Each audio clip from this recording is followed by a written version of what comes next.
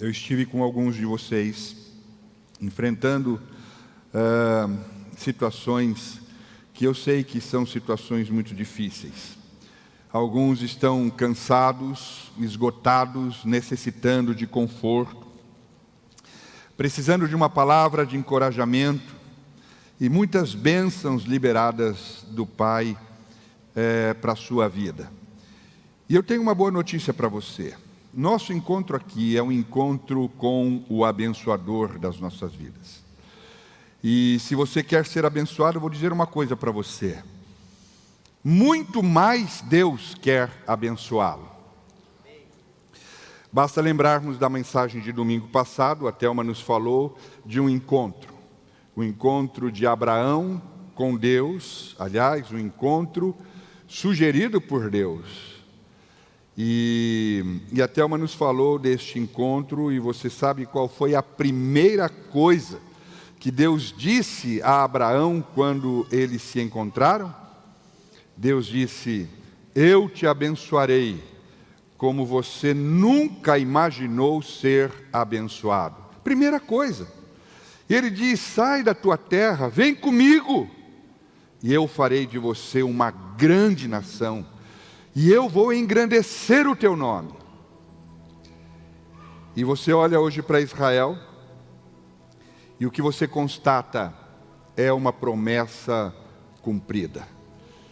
Claro que Deus estava se referindo a uma nação espiritual, a uma nação de filhos que nos inclui todos aqui, mas a nação terrena, o Estado de Israel, como conhecemos hoje, ele também recebeu os impactos da bênção prometida e declarada por Deus. E hoje, apesar do seu pequeno tamanho geográfico, o Estado de Israel, ele é cada vez mais respeitado como um centro político, como um centro de riqueza e um centro de inovações utilizadas em escala global, atingindo o mundo inteiro. O mundo inteiro olha para Israel. Alguns o temem muito, outros têm muito ódio, e outros abraçam porque sabem que serão abençoados. É uma boa companhia para se andar e para se fazer alianças. Mas ele tem os olhos do mundo inteiro hoje voltados para si.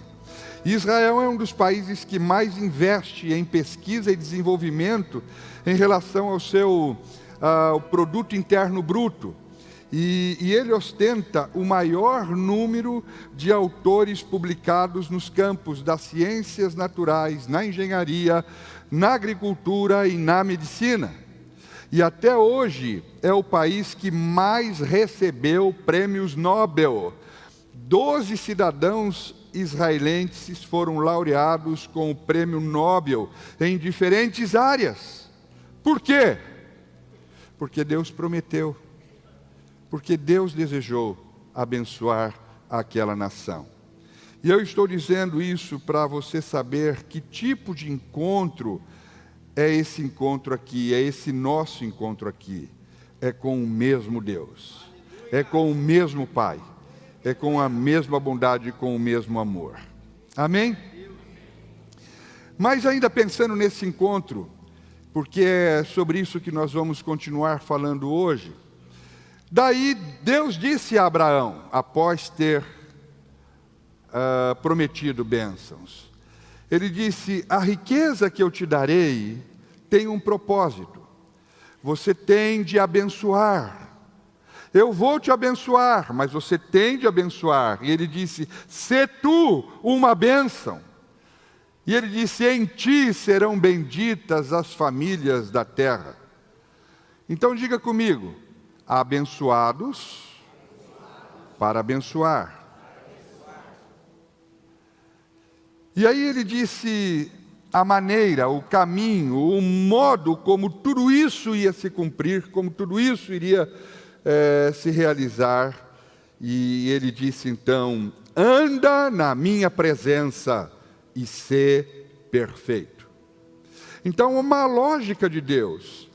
Há um plano de Deus para que tudo aconteça na direção, na execução da sua vontade e no benefício do seu povo.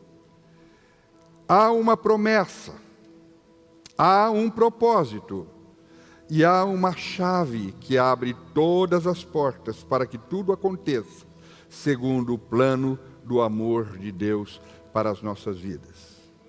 Vamos dizer juntos isso?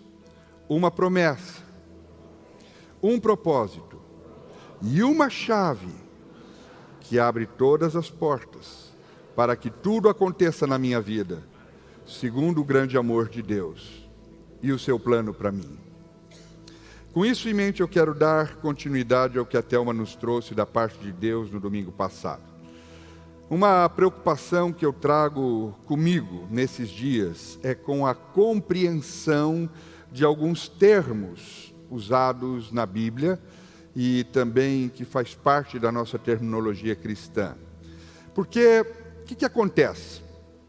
Nós fomos ouvindo ensinamentos de Deus ao longo da nossa vida e nós fomos criando um entendimento próprio dessas coisas. Mas nós jamais entenderemos apropriadamente a vontade de Deus sem entender o que Deus realmente quis nos dizer e não o que eu penso que Ele quis nos dizer. Entre esses termos, há duas palavras que eu destaco, que é perfeição e santidade. São palavras muito usadas no nosso vocabulário cristão. Perfeição, por exemplo, foi o desafio feito pela pastora Thelma no domingo passado. Então, por orientação do Espírito Santo, eu quero trabalhar essas duas palavras com vocês hoje à noite, não só para expandir a nossa compreensão da vontade de Deus, mas também para que nós estejamos certos de que estamos usando a chave certa para abrir os ambientes de bênçãos do Senhor, todos eles, todas essas comportas gloriosamente preparadas no amor de Deus na nossa direção. Vamos começar pelo desafio de sermos perfeitos. Então vamos usar o texto que a pastora Thelma sugeriu e trabalhou a semana passada, de Gênesis 17:1. Deus disse a Abraão: eu sou o Deus Todo-Poderoso, anda na minha presença e sê perfeito. A gente ouve isso e fica pensando, nossa, que coisa impossível que Deus falou para Abraão. Mas aí vem Jesus e diz o que para nós?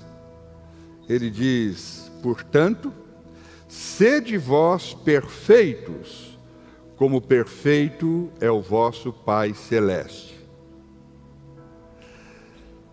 Bom, para um pouquinho e pense sobre perfeição.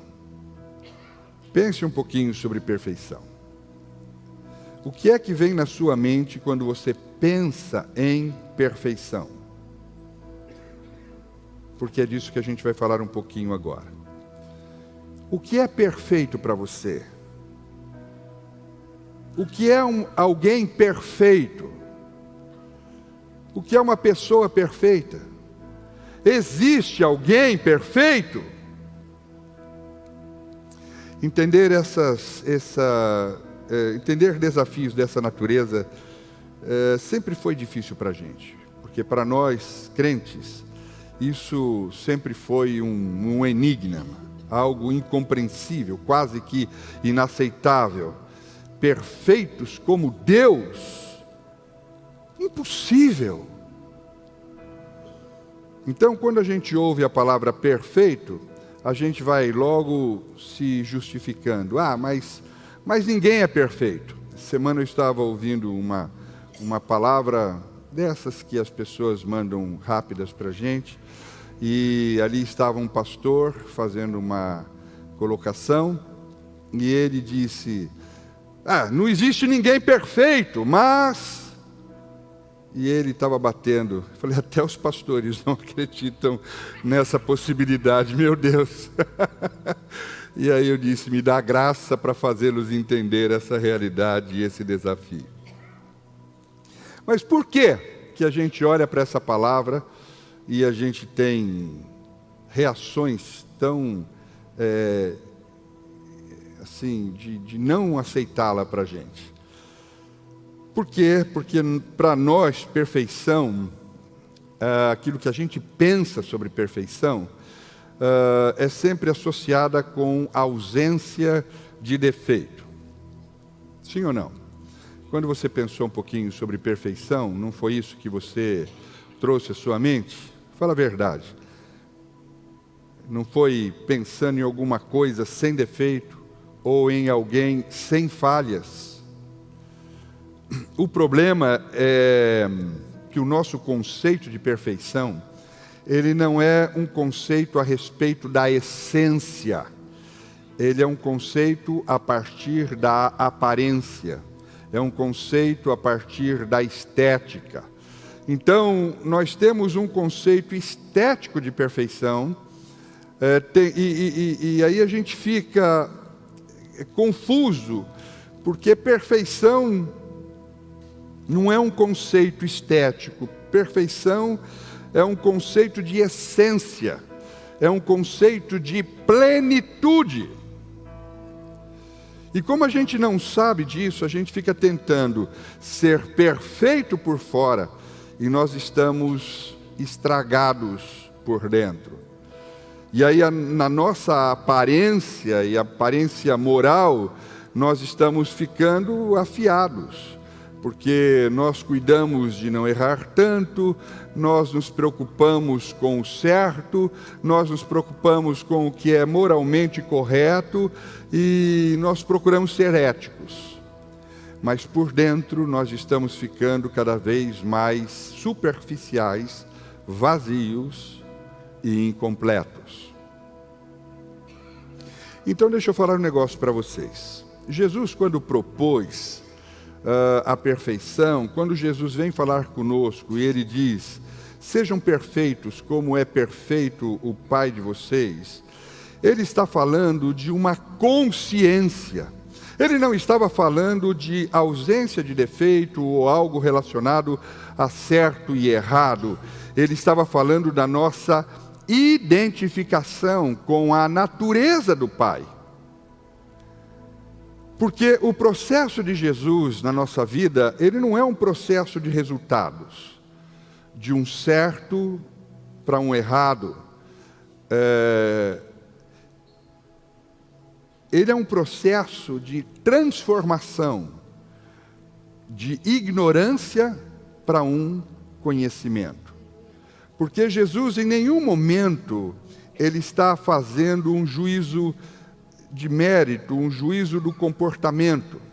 Sempre Jesus está operando a cura do nosso entendimento. Isso não é maravilhoso? Ele está preocupado com formar uma consciência em nós. E Paulo entendeu isso. O apóstolo Paulo entendeu isso, e foi isso que deixou o apóstolo Paulo agoniado, dizendo para a igreja, por exemplo, lá em Efésios capítulo 4, verso 1, rogo-vos, pois, irmãos, que andeis de modo digno da vocação a que foste chamados. A gente lê esse texto e parece uma fala tranquila de Paulo, mas na verdade Paulo está fazendo ali um apelo dramático. Ele está dizendo, pelo amor de Deus, meu irmão, sejam transformados no entendimento de vocês. Porque disso depende vocês experimentarem a boa, agradável e vontade de Deus.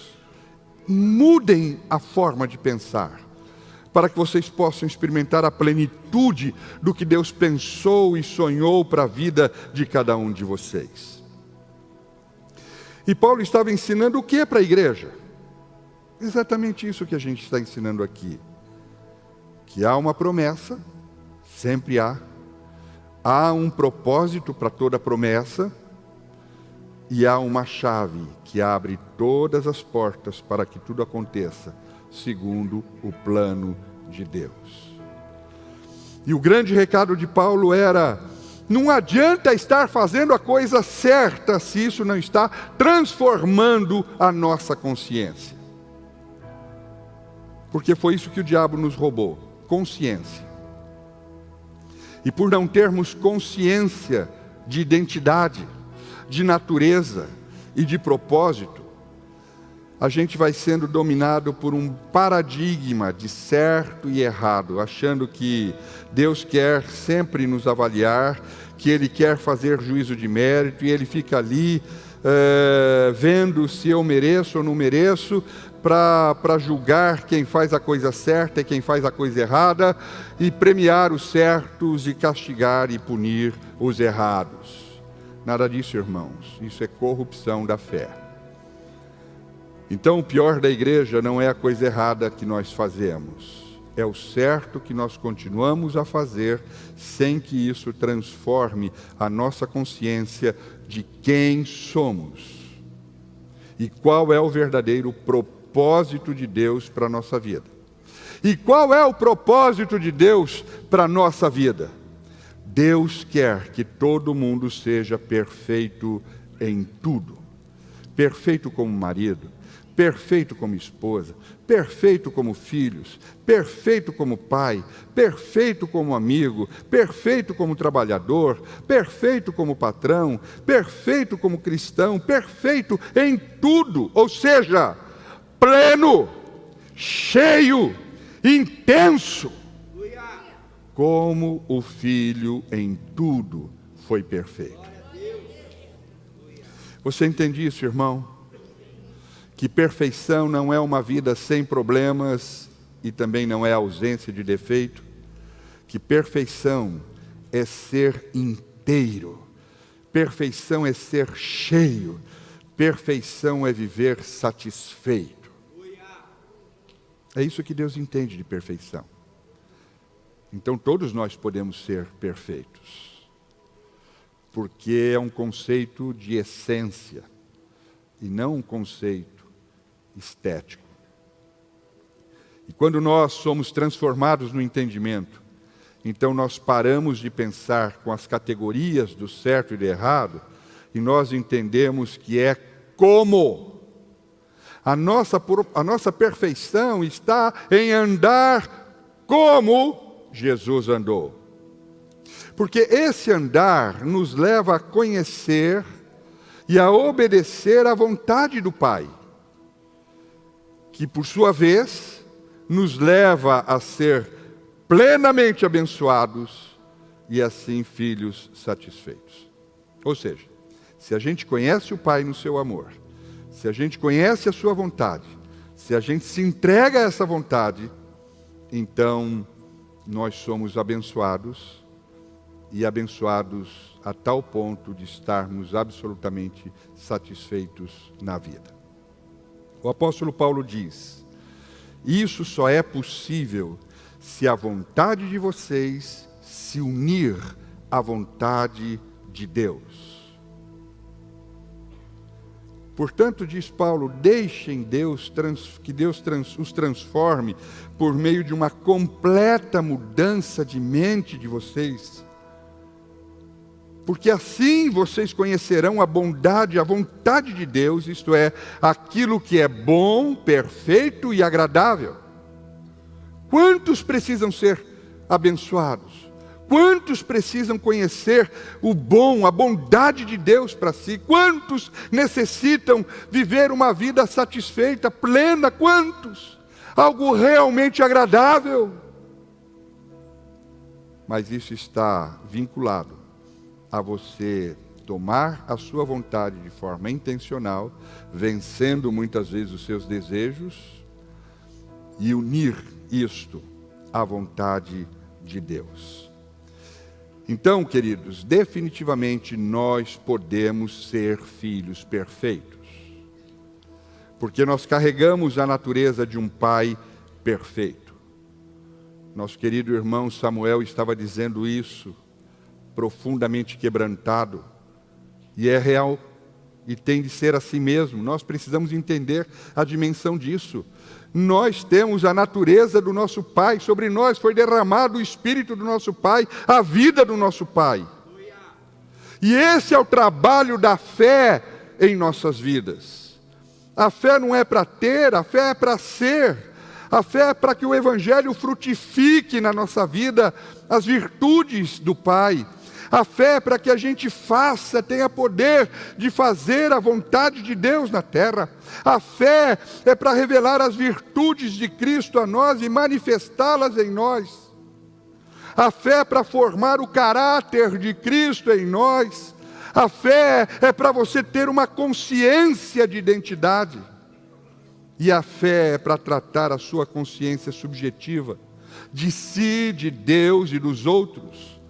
Então a fé é para que a gente ame, a fé é para abençoar as famílias da terra, a fé é o novo entendimento que se apropria da minha vida a partir da revelação do amor de Deus, a fé é certeza, é convicção do que Deus fez por mim e em mim, a fé é aquilo que é produzido em você a partir do seu relacionamento com Deus. E em última análise, a fé é para nos fazer plenos, cheios, completos, inteiros, como pleno é o nosso Pai Celestial.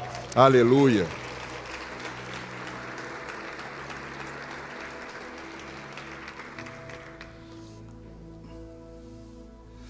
Mas a gente quer ser pleno sem passar pelos processos.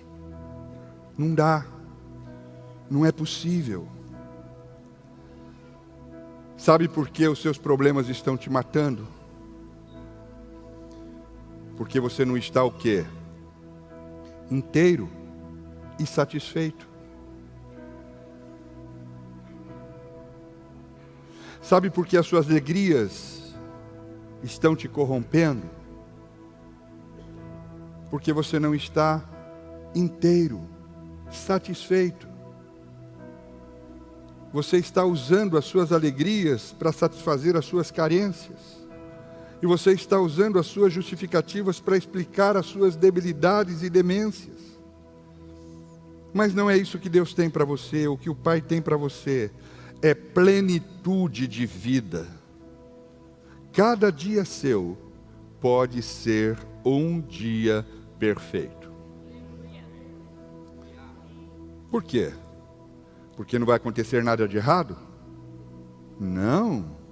É porque até na hora que estiver acontecendo alguma coisa ruim, e muitas vezes elas estarão acontecendo como verdadeiros temporais sobre nossas vidas, mas vai ser encontrado ali uma pessoa o quê?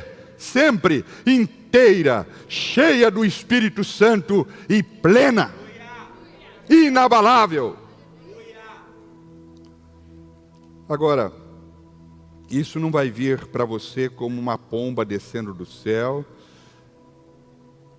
Paulo disse que isso se aprende.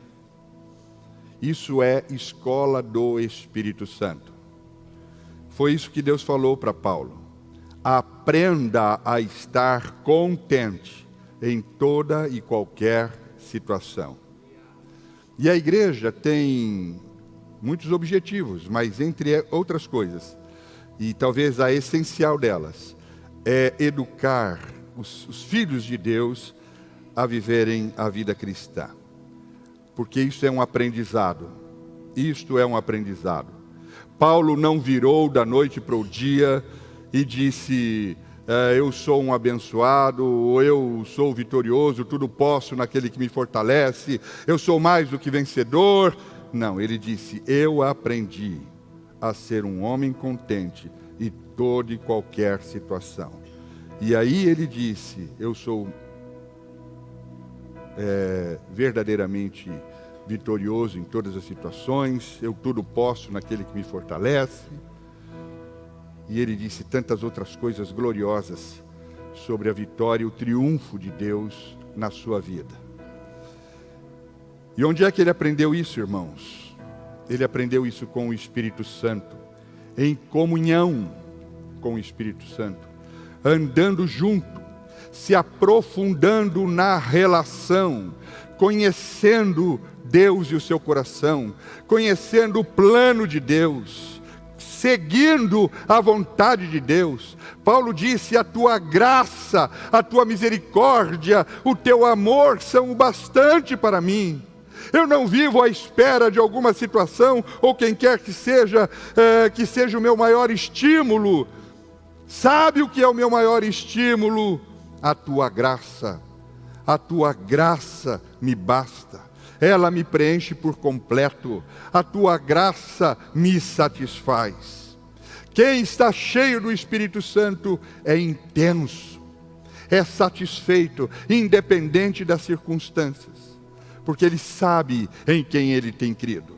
E ele sabe que aquele que fez a promessa é fiel e estará com ele em todo o tempo. Então encha a sua vida dessa consciência, porque o Espírito Santo foi derramado sobre a sua vida. E encha os outros do Espírito que está em você. Foi esta a ordem que Jesus deu: enchei-vos do Espírito. Então, faça quem cruzar o seu caminho cheio do Espírito, faça o outro cheio, faça quem se aproximar de você cheio nas menores coisas. Você entendeu? Definitivamente, nós podemos ser filhos perfeitos, porque nós carregamos a natureza de um pai perfeito. A Thelma nos chamou a atenção para uma coisa que a gente precisa realmente considerar.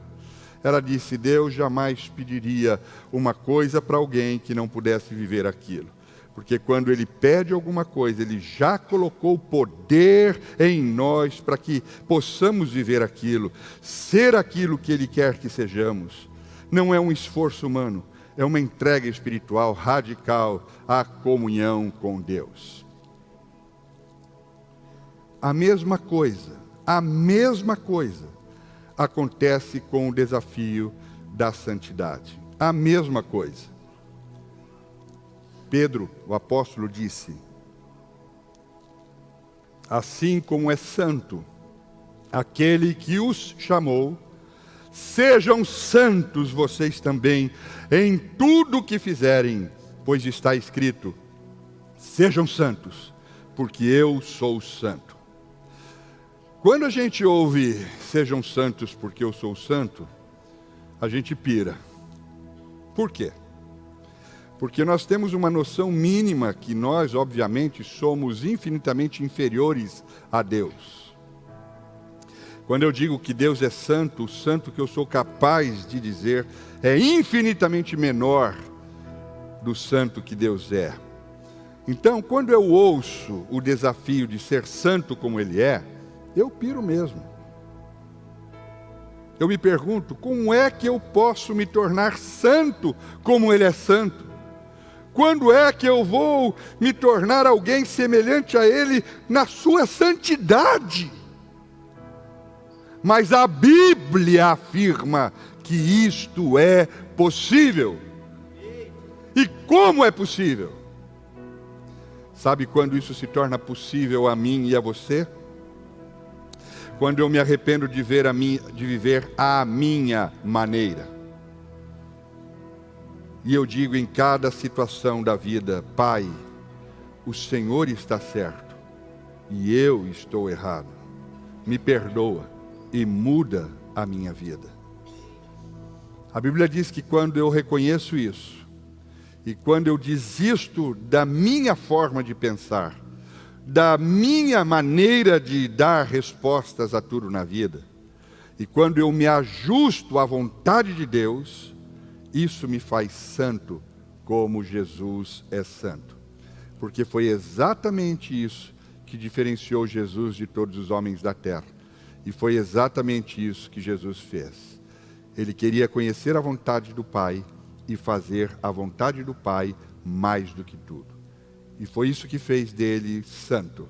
E é isso que faz de mim e de você pessoas santas. Mas se eu quiser manter as minhas próprias posições na vida, se eu insistir em manter os meus próprios sentimentos dominando as minhas ações, as minhas próprias posturas, se eu insistir nas minhas próprias conclusões da vida e decisões acerca dela, isso vai dizer que eu até gosto de Deus, vai dizer que eu admiro Deus, mas eu ainda não me arrependi. A verdade é que eu ainda sou uma opinião independente de Deus. E isso coloca o meu amor em xeque por Ele, porque o que me leva a um verdadeiro e contínuo arrependimento e a uma profunda comunhão é o meu amor por Deus. O que me leva a desistir da minha vontade é o meu amor por Deus. E saber e me entregar a esse amor, absolutamente confiado no amor que Ele tem por mim, numa relação profunda de confiança. Por isso Paulo vai dizer que eu posso fazer uma porção de coisas, mas sem amor nada serei. Ele não está falando de um sentimento, ele está falando de uma atitude, de uma entrega.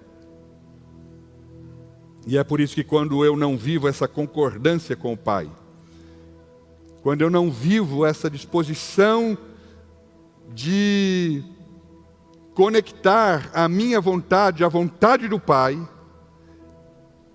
eu vou me tornando um sujeito vazio, amargurado, ingrato, azedo, oprimido, deprimido, inseguro, porque fazer as coisas do meu jeito sempre acaba nisso. Mas o Espírito Santo quer nos dar novos padrões de espiritualidade, amados. Para isso Ele se derramou sobre nós e está em nós, em poder e glória, para tornar aos filhos possível a experiência de vivermos à semelhança do Pai. E Ele fez isso para que Cristo fosse formado em nós, para que tivéssemos a sua natureza. Então, os filhos receberam um coração igual ao coração do Pai. O Pai prometeu que faria isso. O Pai disse isso: darei a vocês um coração novo e porei um espírito novo em vocês. Tirarei de vocês o coração de pedra e lhes darei um coração de carne. Eu porei o meu espírito em vocês e os levarei a agirem segundo os meus decretos e a obedecerem fielmente as minhas leis. E Ele fez isso, acredite, porque sem um coração transformado, um coração igual ao de Jesus, não haveria como vivermos qualquer perspectiva de evangelho. Mas eu posso, você pode, nós podemos. E eu serei perfeito e santo quando a minha vontade for a vontade de Deus, quando a minha opinião for a opinião de Deus. E isso é um processo que eu e você precisamos nos entregar a Ele. Então a única coisa que faz sentido na vida é deixar Deus nos transformar à sua semelhança e à sua imagem. A nossa vida tem um propósito, a nossa vida tem uma função. Qual? Mostrar Deus e o seu amor paterno ao mundo. Quando eu falar, mostrar Deus. Quando eu me relacionar, mostrar Deus. Quando eu me movimentar e em todos os meus movimentos mostrar Deus, porque filhos mostram o Pai. Nisto o Pai é glorificado, na nossa forma de ser e de viver. E é sobretudo dessa forma que nós abençoaremos as famílias da terra, tornando Deus conhecido de todos e abençoador de todos. Então, o que é que eu estou fazendo aqui hoje? Eu estou potencializando a Thelma naquilo que Deus mandou que ela dissesse à igreja Ágape, e o que Ele quer que toda a igreja espalhada na terra saiba. E sobretudo entregando a você a chave que abre todas as comportas de bênçãos celestiais. E a chave é andar como Jesus andou, conhecendo o amor do Pai, conhecendo a vontade do Pai e se entregando radicalmente a ela, sendo perfeito na sua caminhada, sendo santo na sua forma de viver, simplesmente concordando com a Trindade. Agora nós vamos participar e vamos nos assentar à mesa da comunhão e nós vamos celebrar a conquista da nossa identidade. nós vamos celebrar o amor, a graça e a comunhão que nos foi dado por meio do sacrifício de Cristo por nós.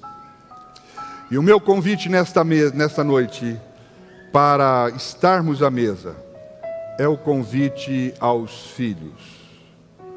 É o convite aos filhos perfeitos e santos.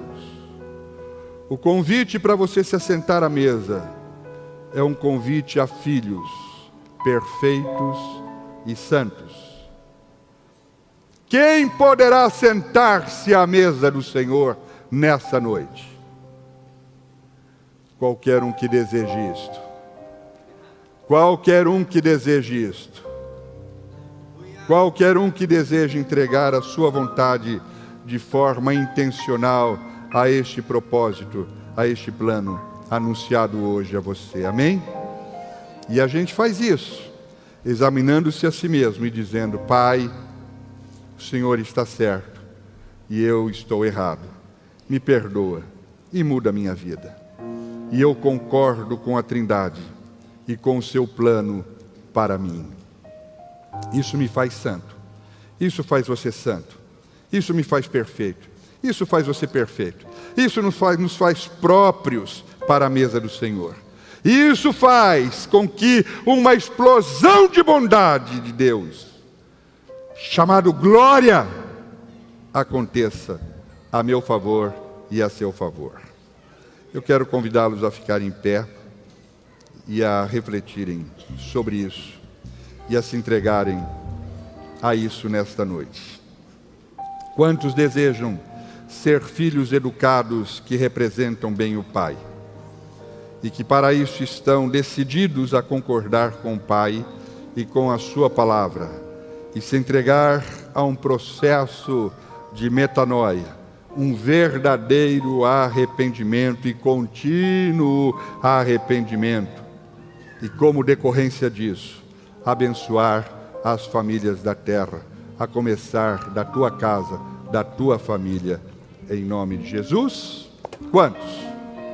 Querido Pai, tu sabes essas mãos que estão levantadas, e tu conheces os corações que se vergam na tua presença. Essa é a nossa resposta, Senhor. E nós temos da parte do Senhor o teu Espírito que nos ajudará a viver esta realidade. Que essa seja a maior e poderosa realidade transformadora das nossas vidas e de todos quantos cruzarem o nosso caminho. A começar do nosso próximo, a começar da nossa casa, a começar dos nossos irmãos, a começar do ambiente onde nós estamos colocados. Ali queremos florescer, ó Deus, os frutos das virtudes do Teu Espírito derramado em nossos corações. Aceita isso, Pai. Purifica as nossas vidas, lava-nos com o sangue do Cordeiro e carrega-nos no sacrifício do Teu Filho. E dá que celebremos hoje com autoridade e graça a esta mesa, no nome de Jesus. Amém. Aleluia. Glória a Deus. Glória a Deus.